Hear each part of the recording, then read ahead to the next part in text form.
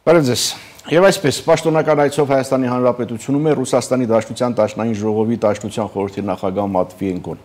Սա լավարի թե ևս մեկ անգամ անդրադառնալու հայ-ռուսական հարաբերությունների ներկա վիճակին եւ հեռանկարներին, սա մեկ։ Նախորդին տեղի ունեցել Հայաստանի Հանրապետության վարչապետ Նիկոլ Փաշինյանի եւ Թուրքիայի նախագահ Ռաջեփ Թայիփ Էրդողանի հեռախոսազրույցը, այս համատեքստում կքննարկենք նաեւ հայ-թուրքական եւ հայ-ադրբեջանական հարաբերությունների ներկա վիճակը եւ հեռանկարները։ Բնականաբար մեր ուշադրության կենտրոնում շարունակում է մնալ իրավիճակը Ուկրաինայում, հատկապես Ստամբուլում տեղի ունեցած հանդիպումից հետո։ Գուցե կանդրադառնանք նաև Միացյալ Նահանգների ներքին օրակարգին, այստեղ Թրամփ-Մասկ հակադրությունն է, որ շարունակվում է, եւ իհարկե մեր ներքին լարվածություններին, խոսքը պետություն եկեղեցի կամ ավելի ճիշտ կլինի ասել պետական պաշտոնյաներ, եկեղեցու բարձրաստիճան սպասավորներ այս հակամարտությանը, որը ինչպես նշեցի դեռ շարունակվում է։ Սա ազատ զրույց է Free News-ի եթերում, ես հիմա զրուցելու եմ հանուն հանրապետության կուսակցության նախագահ Արման Բաբաջանյանի հետ։ Բարև ձեզ, պարոն Բաբաջանյան, այսօր թեժ օր է, ես գիտեմ, որ Մատվիենկոյի այցը ձեզ համար ամենասիրելի թեմաներից մեկն է, բողոքի ակցիայի, կազմակերպել ակցիային կանդրադառնանք, բայց առաջին հարցս այն է, թե ինչով բացատրել ռուսական կողմի այս ակտիվացումը։ Այսօր Մատվիենկո, առաջինը Լավրովն էր, դրանից հետո ով գիտե Կիրիոնկո կարող է լինել, դե Կոպիրկինը միշտ այստեղ է, Ռուսաստանին մտահոգում է հայ-ռուսական հարաբերությունների ներկա վիճակը կամ գուցե սա պատասխան է դեպի արևմուտք Հայաստանի ընթացքին, դուք ինչ դիտարկումներ ունեք, համեցեք։ Նախ պետք է ասել, որ ամեն անգամ, երբ Ռուսաստանից որևէ բարձրաստիճան պաշտոնյա է գալիս Հայաստան, մի որևէ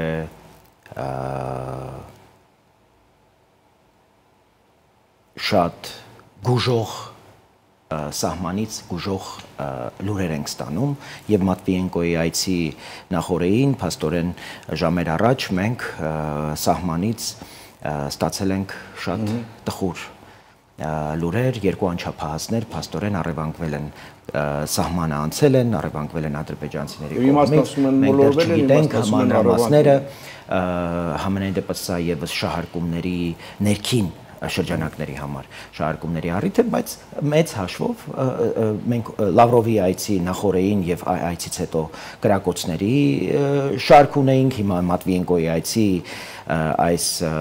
նախորդին ստացանք այսպիսի լուր, հիշում եք Ռուսաստանի պաշտպանության նախարարը ոչինչ չկար Սյոնիքում, հայտարարում էր, որ Սյոնիքում կրակոցներ են կամ լարված են, այնտեղ մեկ էլ կրակոցներ են սկսվում։ Այսինքն Ռուսաստանից որևէ դրական, որևէ խաղաղության ուղղված, որևէ քայլ պետք չի սպասել, որտեղ Ռուսաստանը եւ խաղաղությունը անհամատեղելի են, դրանք բացառում են իրար եւ առավել եւս Ռուսաստանի ներկայությունը կամ որևէ կերպ, որևէ ձևով ներգրավվածությունը հայ-ադրբեջանական հակամարտության կարգավորման ոչ մի լավ տեղ չի տանելու, որովհետեւ հենց Հայաստանը եւ Ադրբեջանը խաղաղություն հաստատեն, իրական խաղաղություն հաստատեն, Ռուսաստանը այստեղ այլևս վերջնականապես անելիք չի ունենա, դա իր հերթին կնշանակի, որ Հայաստանը եւ Թուրքիան պիտի հարաբերությունները կարգավորեն, Հայաստանի եւ Թուրքիայի միջև սահմանը պիտի բացվի, որը նշանակում է, որ 102-րդ ռազմաբազան այլևս անելիք չի ունենալու։ Այս ուրեմն այսպիսի շղթայական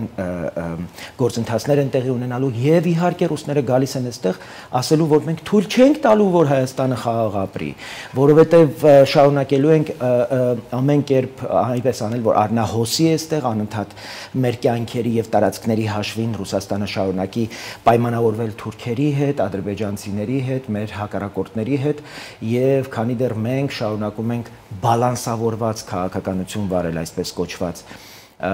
եւ ռուսներին թույլ տալ որպեսզի գան,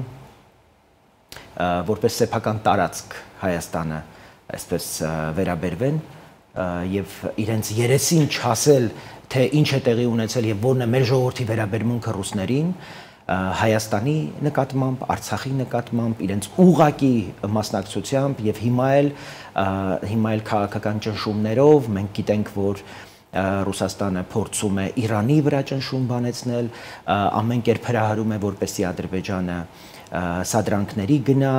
հարձակման գնա, եթե ոչ լայնածավալ, ապա լոկալ այսպես էսկալացիայի դիմի, բայց ինչ եթե ոչ բալանսավորված քաղաքականություն, ինչ անել, կտրել կապերը, բոլոր դիվանագիտական հարաբերությունները խզել, թշնամանալ, թշնամասնել։ Ոչ, ես կարծում եմ, որ մենք պիտի նախ դաշնակցային բնույթը փոխենք Ռուսաստանի հետ ունեցած հարաբերությունների։ Ռուսները դաշնակցային հարաբերություններ եւ ռազմավարական գործընկերություն են հաստատել Ադրբեջանի հետ։ Իրերը պետք է իրենց տեղում դնել, մենք այլևս դաշնակցային հարաբերություններ չունենք Ռուսաստանի հետ։ Դրանք կարող են իջեցվել եւ օրինակ վերաֆորմատավորվել, դառնալ օրինակ գործընկերային։ Իմ խնդիրը նա է, որ Հայաստանը իդեմս Ռուսաստանի չունի դաշնակից։ Հայաստանը իդեմս դաշնակից ունի իդեմս Ֆրանսիայի, իդեմս Հնդկաստանի, իդեմս նույնիսկ Միացյալ Նահանգների, նրանք ովքեր ճանաչում են Հայաստանի ինքնիշխան իրավունքը տարածքի նկատմամբ, տարածքային ամբողջականության նկատմամբ, մեր իրավունքները եւ մեր հասկացա, բայց շփումներով, հանդիպումներով, երկխոսությամբ չէ որ Հայաստանը կարողանա այդ նախկին մոդելը հարաբերությունների վերաձևակերպել, վերաիմաստավորել եւ ավելի շատ բարձրացնել իր սուվերենության մակարդակը Ռուսաստանի հետ հարաբերություններում։ Հատկապես որ ասում եք գալիս են որպես իրենց տարածք, բայց ռուսական պետական լրատվական միջոցները հաղորդում են, որ գալիս է ռուս-հայկական միջպետական հարաբերություններին նոր լիցք հաղորդելու համար։ Այսինքն ինչ լիցք հաղորդել։ Մենք այդ լիցքերից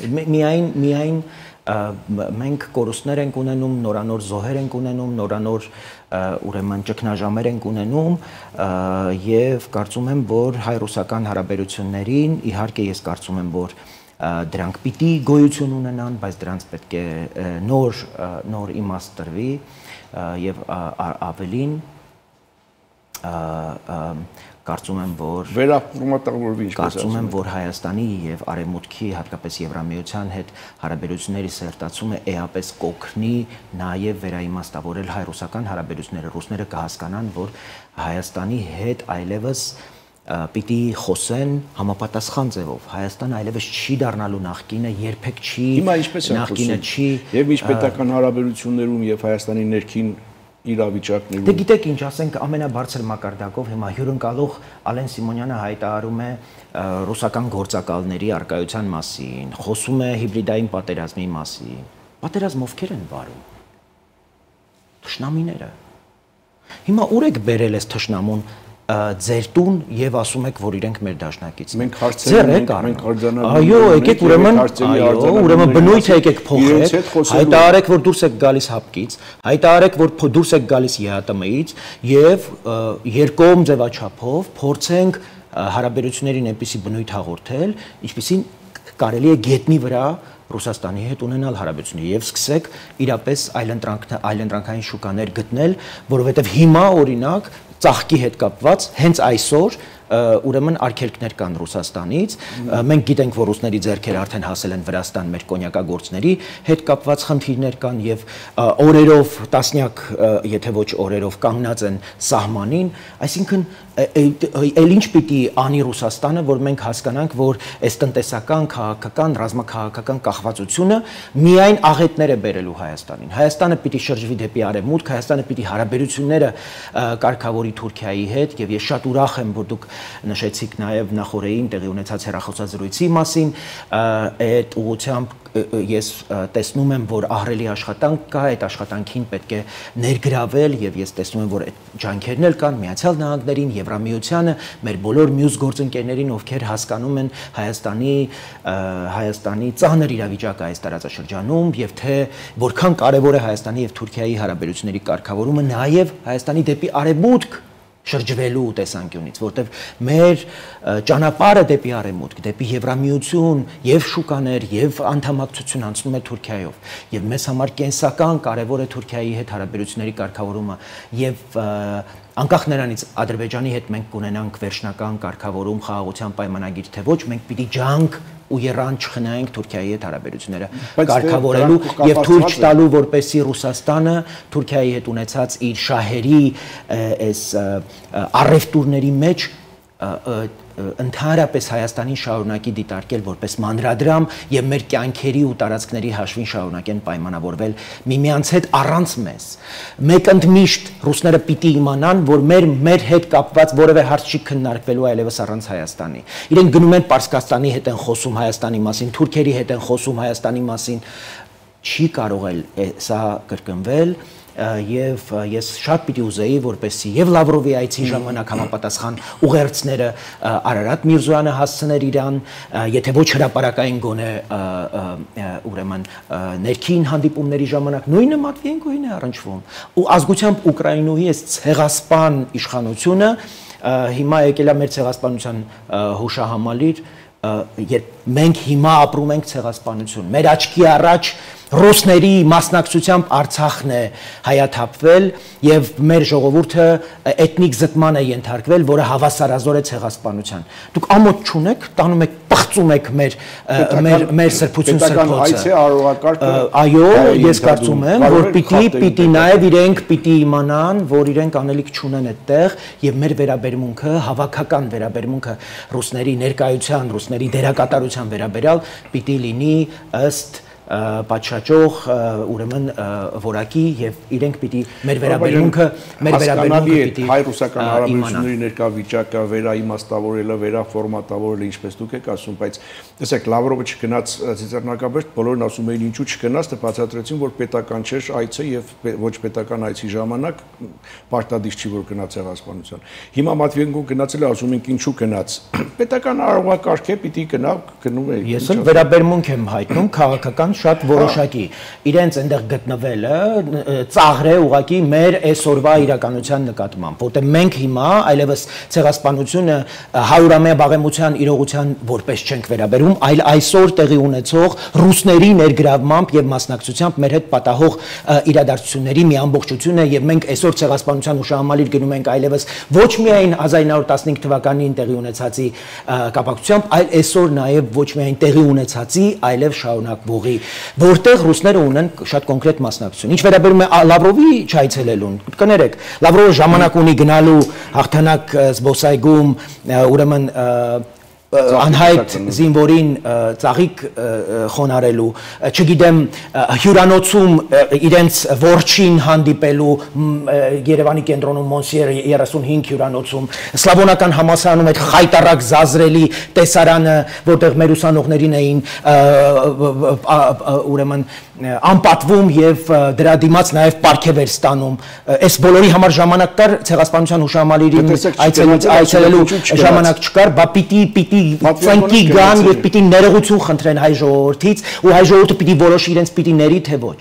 Այսինքն այդպես չի, որ իրենք մեկ այցելում են, չեն այցելում։ Սա մենք պիտի հասկանանք ընդհանրապես իրենց այցելությունները Հայաստան ընդհանրապես իրենք գիտակցել են ինչ են արել հայ ժողովրդի առջև, թե իրենք շարունակում են մեր շահերի եւ մեր կյանքերի հաշվին իրենց բազարները թուրքերի հետ։ Լավ, դուք շոշափեցիք նաև Հայաստանի վարչապետի եւ Թուրքիայի նախագահի հեռախոսազրույցը, այս համատեքստում փորձենք քննարկել նաև հայ-թուրքական եւ հայ-ադրբեջանական հարաբերությունները, ըստ ձեզ որոնք էին այդ հեռախոսազրույցի հիմնական շեշտադրումները, որոնք էին ենթատեքստերը։ Փոքր դատարից հետո շարունակենք, կվերադառնանք վարքյաններ անց։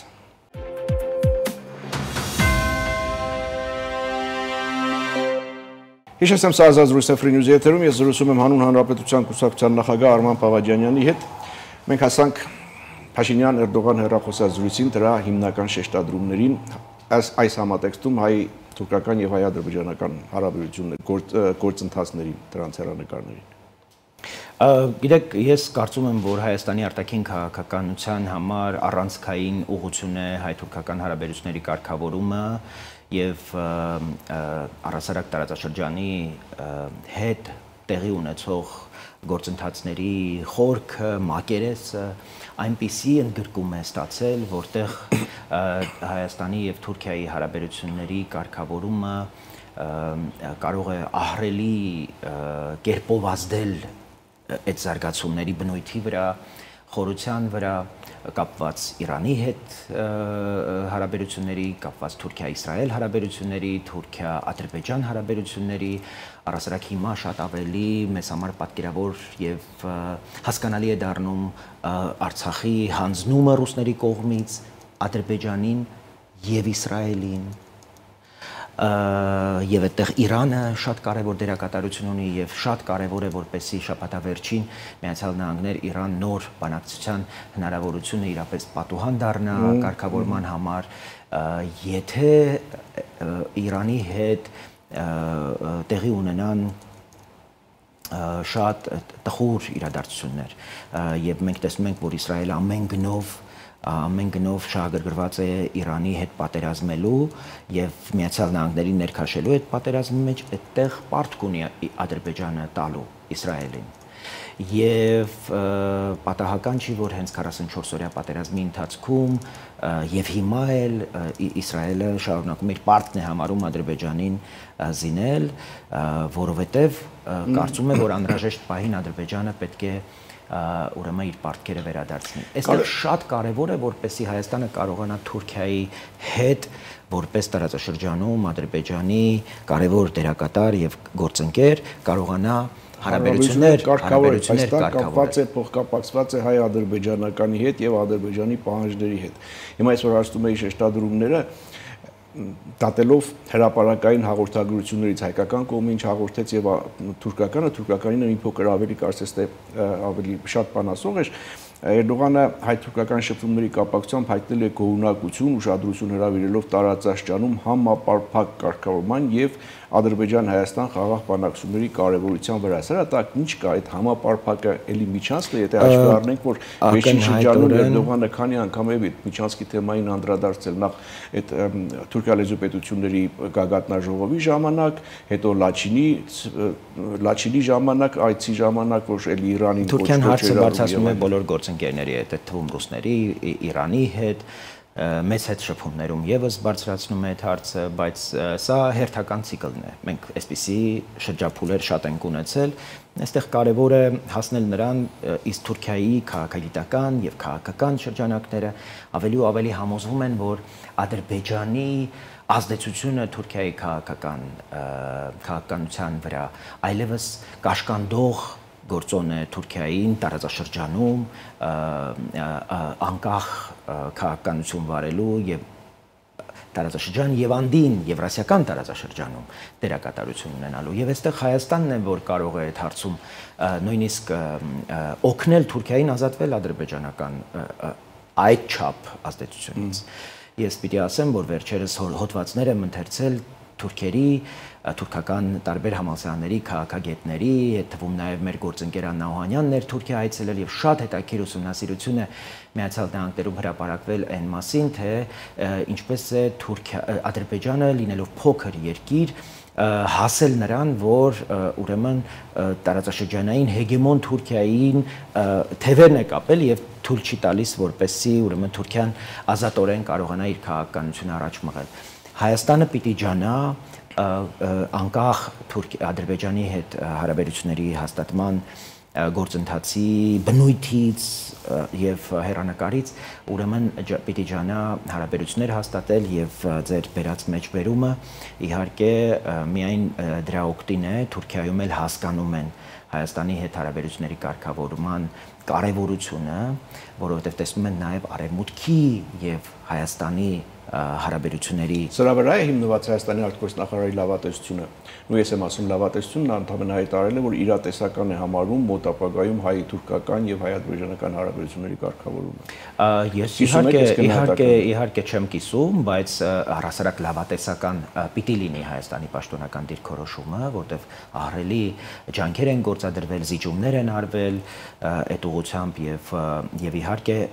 եթե որևէ հույս կա առհասարակ, որ հարաբերությունների կարգավորում հնարավոր է, դա արևմուտքի գործուն միջամտությամբ է հնարավոր առհասարակ։ Միացյալ Նահանգներ հատկապես եւ Եվրամիություն, որից կա հստակ Միացյալ Նահանգներից կա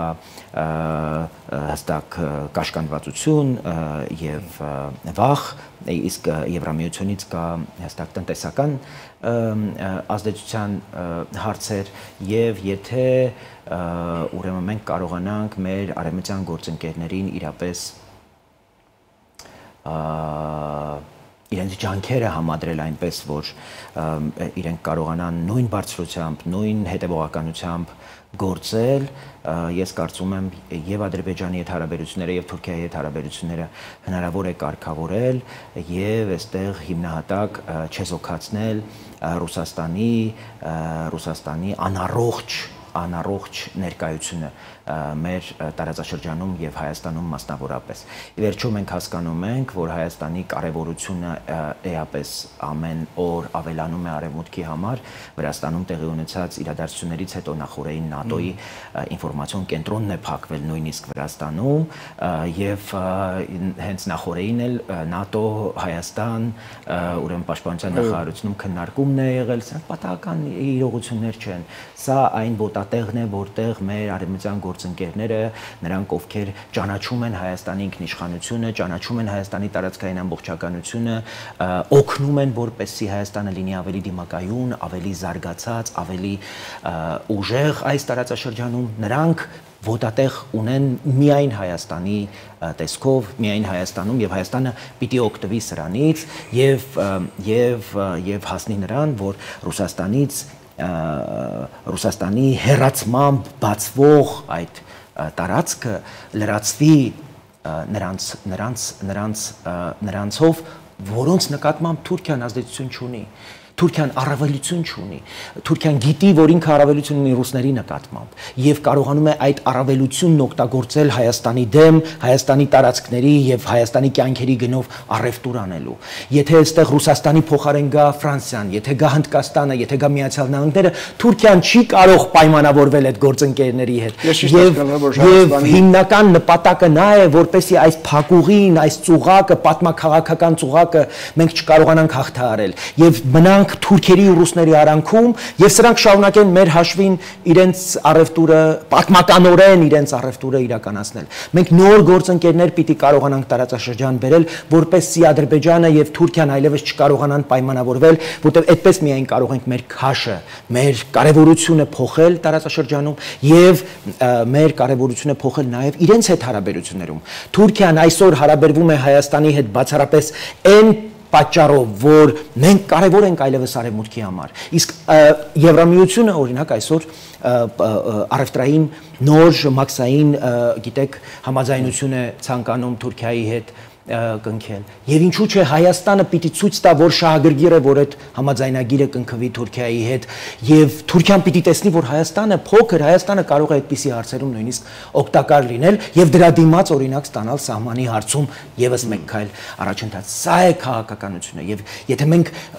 ունենք համախոհություն, իսկ ես գիտեմ, որ մենք ունենք այդ հաստատակամ կամքը այս տարածաշրջանում որպես պետություն հարատևելու, մենք պիտի սովորենք ուրեմն ուժեղների, մեզ հարգողների, մեր պետականությունը, մեր ինքնիշխանությունը, մեր տարածքային ամբողջականությունը ճանաչող գործընկերների հետ առաջ շարժվել։ Շատ լավ, հիմա տեղափոխվենք արդեն Ուկրաինա, ինչ է կատարվում այստեղ, հատկապես վերջին զարգացումներից հետո նկատի ունեմ Ստամբուլյան հանդիպումը, նկատի ունեմ Պուտին-Թրամփ հեռախոսազրույցը, Պուտին-Հռոմի Պապ հեռախոսազրույցը, ինչ իրավիճակ է եւ ինչ հեռանկար է սպասում այստեղ։ Սա էլ գիտեք Թուրքիային շատ կարևոր տեղ է հատկացնում եւ Էրդողանը հրավերներ է ուղարկել Զելենսկուն, Պուտինին եւ Թրամփին, որպեսզի այդ հանդիպումը հնարավոր լինի անցկացնել Թուրքիայում, գիտեք, որ Պուտինը փաստորեն նախընտրում է հանդիպումները միայն Թուրքիայում անցկացնել, գիտեք, մերժում էր նույնիսկ Վատիկանում հանդիպում անցկացնել, որովհետև դա թշնամական ՆԱՏՕ-ի անդամ Իտալիայում է, բայց ՆԱՏՕ-ի անդամ Թուրքիայում կարելի է անցկացնել։ Ուրեմն սրանք բոլորը մեր մասին են, ինչ որ Ուկրաինայում տեղի ունենում եւ Ուկրաինայի հետ պատահում է, Ուկրաինայի խաղաղ ժողովրդին ցեղասպանության է ենթարկում Ռուսաստանը։ Պիտի վստահ լինենք, որ եթե Ուկրաինան, որը այսօր իր ազատության, իր անկախության համար պատերազմ է մղում, նաեւ մեզ համար է այդ պատերազմը եւ նրա հաջողությունը կռվի դաշտում ուղիղ արտահայտվելու է նաեւ մեզ վրա եւ նրա անկումը մեզ վրա է անդրադառնալու եւ իհարկե շատ կարևոր է եւ ես տեսնում եմ, որ Միացյալ Նահանգներում Ռուսաստանի դեմ պատժամիջոցների մի արտակարգ փաթեթ է պատրաստվել 500%-ի ուրեմն այդ մաքսատուրքերը բոլոր այն երկրների նկատմամբ, ովքեր Ռուսաստանից որևէ ապրանք են գնում, հատկապես ուրեմն նավթ եւ գազ։ Եվ սա շաբաթ հետաձգել, բայց այդ վետոն էլ հաղթահարելու ձայները բավարար են կարծես։ Այո, եւ սա ես կարծում եմ, որ դա եւս խաղ է ներքին, որտեղ հանրապետականներն են հիմնականում նաեւ առաջ մղում եւ եվրոպացիների հետ համաձայնեցված համենայն դեպս հեղինակը Միացյալ Նահանգների սենատորը Եվրամիությունում էր, Եվրամիության հետ նոր փաթեթի շրջանակներում, ուրեմն ամբողջացնում են պատժամիջոցները։ Մի կողմից կոնգրեսի հետ պատժամիջոցների փաթեթը, որ թեև Թրամփը խնդրում է հետաձգել, բայց այդտեղ ձայները բավարար են եւ կարող են հաղթարել նաեւ վետոն, եթե նախագահի վետոն լինի, սա մի կողմից, մյուս կողմից այս հեռահար զենքերի սահմանափակման արգելքը կարծես թե վերացել է եւ Ուկրաինան կարող է հեռահարության զենքերը ունենալ եւ կրակել,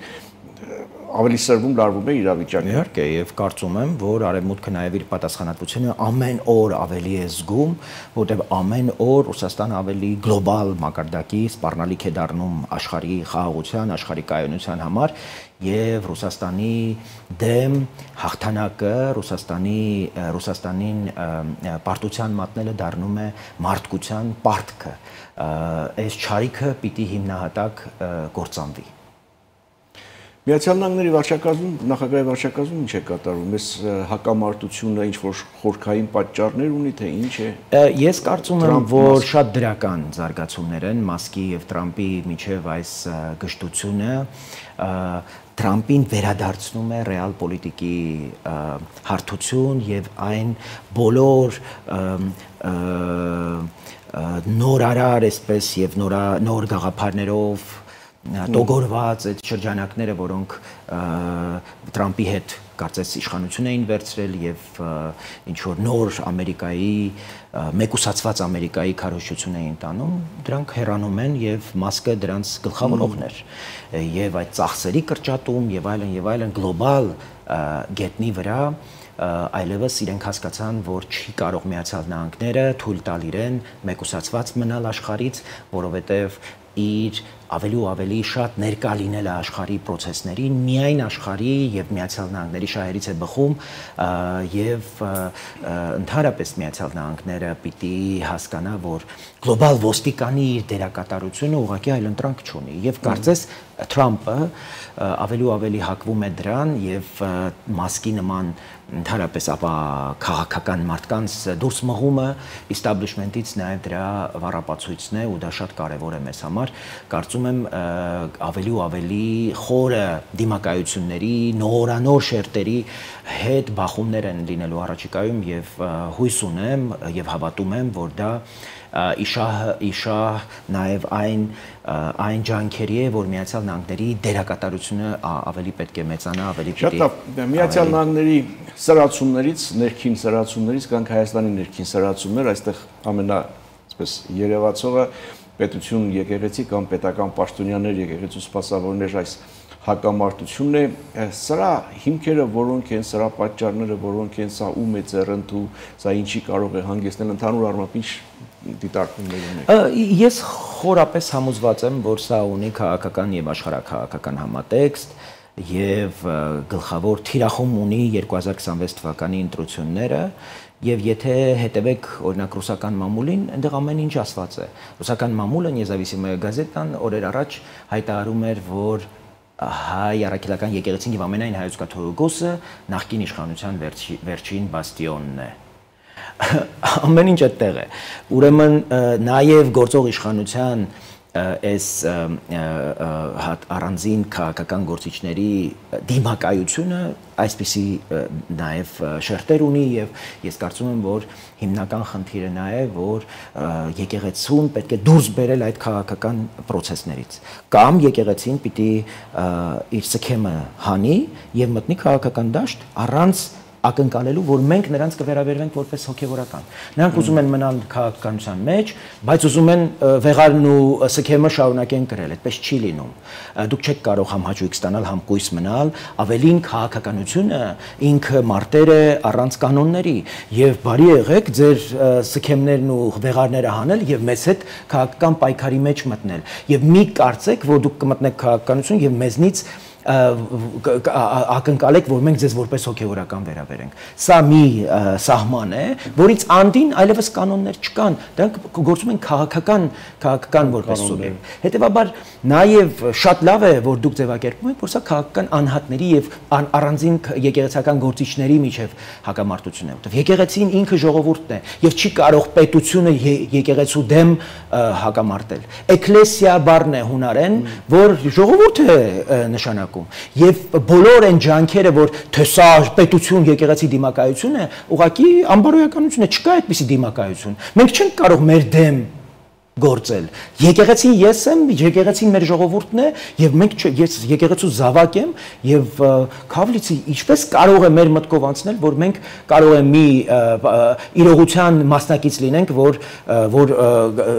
եւ չպաշտպանենք օրինակ, եթե համապատասխան հարձակում լինի։ Եվ ավելին,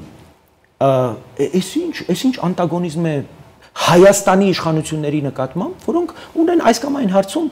անհամաձայնություն։ Իհարկե ոճը, լեզուն ինձ համար անընդունելի է, բայց ջուր հարցեր են բարձրանում, որոնք օրենքի, որոնք առհասարակ ինքնին եկեղեցու օրենքի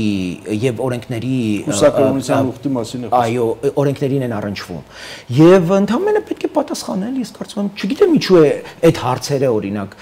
այդքան կարևոր դարձել, բայց կարծում եմ դրանք պատասխանելու կարիք ունեն, թեև ես այդ հարցերի լուծումը առհասարակ տեսնում եմ բացառապես եկեղեցու ներսում լուծվող հարցեր, ես կարծում եմ, որ այդ հարցերը պիտի հասունանան եկեղեցում եւ եկեղեցին պիտի անհրաժեշտ հետևություններ անի։ Հիմա վարչապետը հարցը տվեց, ասում է հարցի պատասխանը։ Անկեղծորեն ես չեմ կարծում, որ այդտեղ լուծումներ կան, ես չեմ կարծում, որ վեհապարը հրաժարական է տալու, բայց այս քայլերով եկեղեցին դուրս է բերվում քաղաքական հակառակորդների տակից։ Հեղինակազրկվում է կոնկրետ հեղինակազրկվում են կոնկրետ եկեղեցականներ, ովքեր վերջին տարիներին ակտիվ դերակատարություն են ունեցել քաղաքական դաշտում, եւ նրանց հեղինակազրկման միջոցով եկեղեցին դուրս է բերվում քաղաքական պայքարից։ Այսինքն այսօր վեհապարը 10 անգամ ավել պիտի մտածի քաղաքական այս կամ այն թևի հետ նկարվելուց առաջ, նրանց օրհնելուց առաջ, հետեւաբար կարծում եմ շատ ավելի նուրբ գործընթացներ են, քան այն ինչ մենք տեսնում ենք Facebook-յան գրառումների առաջին տպավորության տակ։ Ավելի խորքային են եւ դրանք ավելի են խորանալու, որովհետեւ Ռուսաստանը հիբրիդային պատերազմի իր այս կարևոր այս փուլում կարևոր գործիք է նկատում նաև եկեղեցին։ Տեսեք, ազգային արժեքներ, ընտանեկան արժեքներ, այս փաթեթավորմամբ իրականում թիրախորն է Հայաստանի պետականության չեղարկումն ու կազմաքանդումը։ Եթե դրա համար պետք է նույնիսկ եկեղեցին օգտագործել, եկեղեցին անարգել օգտագործվում է, որովհետև գիտենք, որ վեհապարի եղբայրն է այնտեղ, որը գերեվարված է Ռուսաստանում, եւ ես ձեզ ասեմ, որ եկեղեցականների հետ իմ խոսակցության ժամանակ ասում են, որ վեհապարը ասում է, որ իմ եղբայրը գերի է Ռուսաստանում, ոչ թե առաջնորդ, եւ մենք տեսնում ենք, որ Ռուսաստանի այդ գերեվարված առաջնորդը այնտեղ զինվորների է օրհնում ուղարկում Ուկրաինա պատերազմի, բայց դա գերեվարվածի քայլ չի, հաշվի առնելով, որ Ուկրաինայում էլ մենք հայեր ունենք եւ Ուկրաինայում մենք կռվող հայեր ունենք, ինչի՞ չեք ուզում բարձր լինել, ինչի՞ չեք ուզում խաղաղության ջատագով լինել, ոչ թե Ռուսաստանի կամ Ուկրաինայի, ինչպես նաեւ մեր ներսում պիտի եկեղեցին փորձեր ամեն գնով բարձր մնալ եւ Նիկոլ Փաշինյանից եւ Ռոբերտ Քոչարյանից պիտի լիներ ժողովրդի կողքին, պիտի լիներ պետականության կողքին, մեր բանակի կողքին, մեր պետության կարիքների կողքին, անվտանգության կարիքների, պաշտպանության կարիքների, տոմի հումանիտար զինվորական հոսպիտալ կարողանայիք բերեիք մի օգուտ տայիք անվտանգությանը։ Սուրեն Պապիկյանին չէիք սիրում, գնայիք Արշակ Կարապետյանի հետ բանակցեիք, Վաղարշակ Հարությունյանի հետ բանակցեիք, մի բանով օգտակար լինեիք։ Կարող է եկեղեցին միջոցներ չունի, կարող է եկեղեցին կապեր չունի, նվիրատուներ չունի, միլիոնատերեր, բերեիք Հայաստանին ցույց տայիք, որ անկախ նրանից, թե ով է Հայաստանում իշխանություն, մենք մեր բոլորս խոնարհվում ենք Հայաստանի պետականության առջև, դրոշի առջև եւ մեր բոլորի դրոշները պատրաստ ենք խոնարհել, որպեսզի Հայաստանի դրոշը ամենաբարձրը շարունակի ծածանվել։ Այդ անելուց հետո շատ լեգիտիմ կլիներ եկեղեցու որևէ դիրքորոշում բարձրաձայնել, խոսել, ոչինչ չեք արել, մի գերի իսկի չեք կարողացել բերել։ խցկվել եք են Հունգարիայի աջակցությամբ գերիներ բերվեցին, եկեղեցին ուզեց անպայման այդտեղ ինչ որ դերակատարություն ունենալ, անձնապես հո ես գնացել Անդրանիկ Քոչարյանի հետ խնդրել ենք, որ վեհապարը Կոստանդնուպոլսի պատրիարքի, Սահակ պատրիարքի ջանքերով Էրդողանին խնդրենք, մենք կարողանանք գերի բերել, ասել է, այս իշխանության համար ոչինչ չեմ անելու։ Այսինքն գերիներ բերելը նույնիսկ ինքը համարել է, որ դրանից կարող է իշխանությունը որևէ կերպ օգտվի, չի ուզել դրա մեջ որևէ ձևով մասնակից դառնալ։ Ինձ համար սա անընդունելի է եւ րոպե առաջ եկեղեցին պիտի իրեն դուրս դնի բոլոր տեսակի քաղաքական իրողություններից, քաղաքական հոսանքներից, իր դրոշը, նույնիսկ Քրիստոսի դրոշը, եկեղեցու դրոշը պիտի իջեցնի, որպեսզի Հայաստանի դրոշը